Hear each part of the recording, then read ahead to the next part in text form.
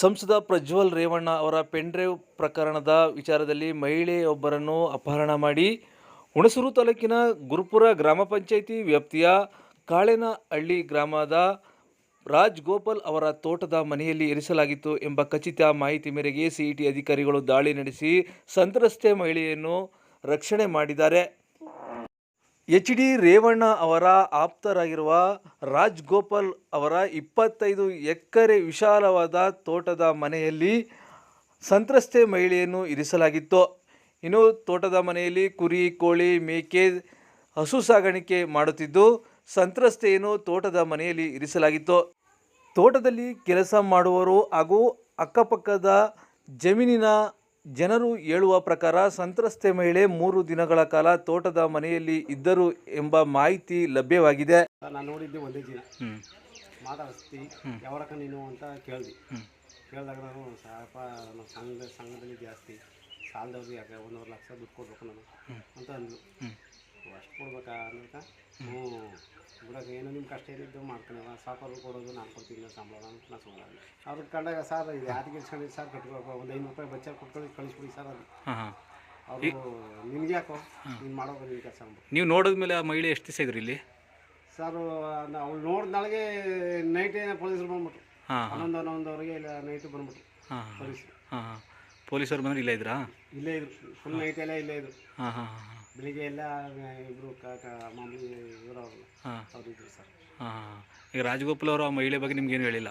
ಏನು ಹೇಳಿಲ್ಲ ಸರ್. ಆ ಮಹಿಳೆ ನೀವು ಮಾತಾಡ್ಸಕ್ಕೆ ಏನಂದ್ರು? ಅವ್ರು ಮಾಡ್ಸಂಗೆ ಅದೇ ಸರ್ 25,000 ರೂಪಾಯಿ ಸಂಬಳ ಕೊಡ್ಬೋದು, 25,000 ನಾವು ಸಂಘ ಇರಬೇಕು, 1.5 ಲಕ್ಷ ಸಾಲ ಅದ, ಅವ್ರಿಗೆಲ್ಲ ಸಾಲದವ್ರಿಗೆ ಈಸ್ಬಿಟ್ಟು ಹೋಗ್ಬೇಕು ಸಾಕು ಅಂತ. ಈಗ ಆ ಮಹಿಳೆ ಹತ್ತಿ ಮರದ ಹತ್ರ ನಿಂತಿದ್ರು, ಪೊಲೀಸರು ಬಂದು ಕರ್ಕೊಂಡವ್ರು ಅಲ್ಲಿಂದ ಅಂತ ಅಂದ್ರಿ.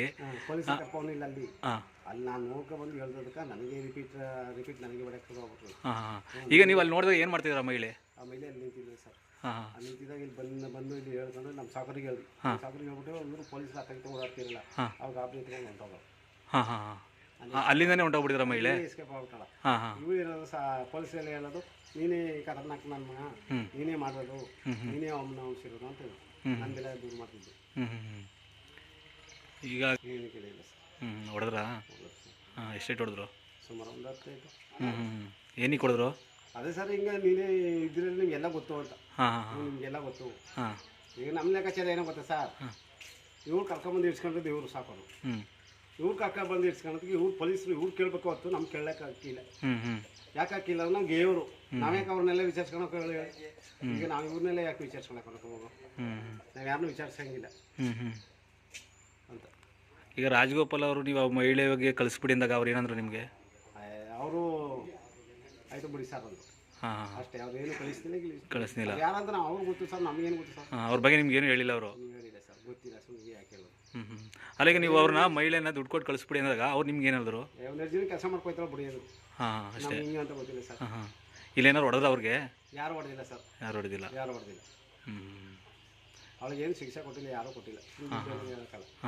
ಬಂದು 2 ದಿನ ಹಾಗೆ ಇದ್ರೆ ಕೆಲಸ ಮಾಡ್ತೀರಾ ಇಲ್ಲಿ? ಏನೋ ಹಾಗೆ ಕೂತಿದ್ದೀರಾ? ಏನೂ ಮಾಡಿಲ್ಲ ಸರ್. ಸುಮ್ಮನೆ ರೂಮಲ್ಲಿದ್ದರು. ಯಾರು ಲಾಸ್ಟ್ ರೂಮಲ್ಲ? ಲಾಸ್ಟ್ ರೂಮಲ್ಲೇ ಇರಬೇಕು ಸರ್. ಈಚೆಗೆ ಕಡೆ ಇತ್ತಿಲ್ಲ, ಈಚೆಗೆ ತೋರಿಸ್ತಿತ್ತಿಲ್ಲ. ರೂಮಲ್ಲೇ ಇರ್ತಿದ್ರಾ? ರೂಮಲ್ಲೇ ಇರ್ತೀವಿ. ಹೇಳ್ತಾವ್ರೆ, ಆದರೆ ನಮ್ಮ ತೋಟದಲ್ಲಂತೂ ನಾವು ಇಲ್ಲ, ನಾನು ಸಾವುಕಾರ ರೂಮ್ಗೆ ಎಂಟ್ರಿ ಇಲ್ಲ ನಮ್ಮದು.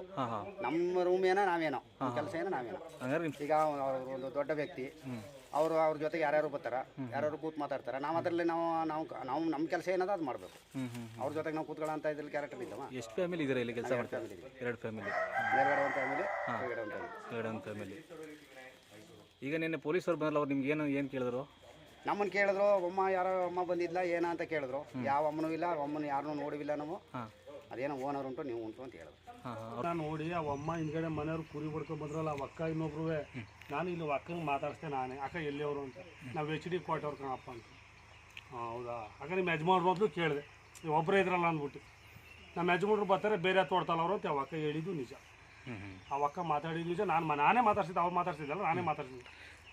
ಇಲ್ಲೇವೇ ಕುರಿ ಮೇಸಕ್ಕೆ ಒಬ್ರು ಇದಾರೆ, ಅವರು ಸಾಹೇಬ್ರು ಇದರಲ್ಲಿ ಕುರಿ ಹೊಡ್ಕೊಂಡು ತೋಟಕ್ಕೆ ಕೂತ್ಬಿಡ್ತಾರೆ ಇಲ್ಲಿ ಸರ್. ಆ ಅಕ್ಕನ ಜೊತೆ ಬಂದ್ರು, ಆ ಅಕ್ಕ ಮುಂದೆ ಹೋದ್ಲೆ, ಅಕ್ಕ ಇಲ್ಲೇ ನಿಂತಿದ್ಲು. ಇಲ್ಲಿ ನೀರಿದೆ ನೋಡಿ, ಪಂಪ್ ಸೆಟ್ ನೀರಿದೆ ಇಲ್ಲಿ ಸರ್.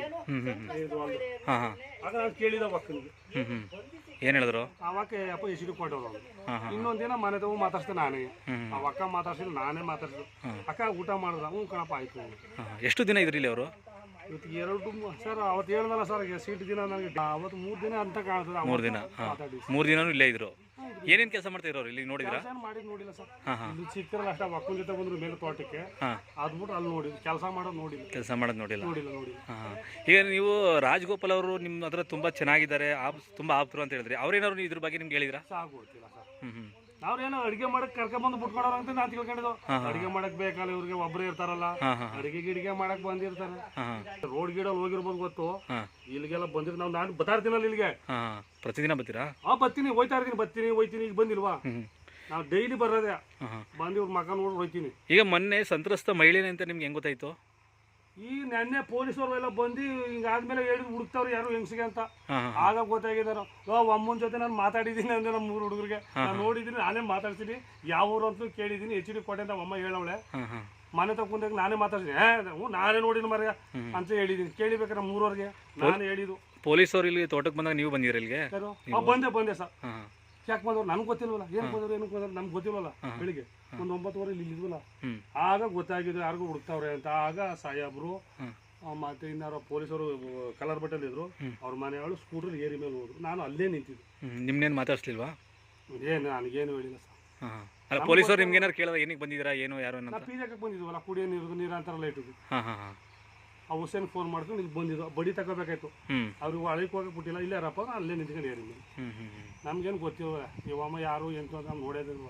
ಆದ್ರೆ ಇವ್ರು ಹುಡುಕ್ತಾ ಇರೋದು ಲೇಡಿ ಅಂತ ಆಮೇಲೆ ಗೊತ್ತಾಗಿದೆ ಈ ಒಮ್ಮನೆ ಅಂತ. ಟೈಮ್ ಆಯ್ತಲ್ಲ, ಲಾಸ್ಟ್ ಟೈಮ್ ಆಗ ಆಗ ಹೇಳಿದೆ ಈ ಒಮ್ಮ ನಾನು ನೋಡಿನಿ ಅಲ್ಲಿ ತೋಟದಲ್ಲಿ ನಾನೇ ಮಾತಾಡ್ಸಿನಿ ಅಂದೆ. ಈಗ ಅಮ್ಮ ನೋಡಿದಾಗ ನಿಮ್ಗೆ ಮಕ ಸಪ್ಪಗಿತ್ತು ಸರ್.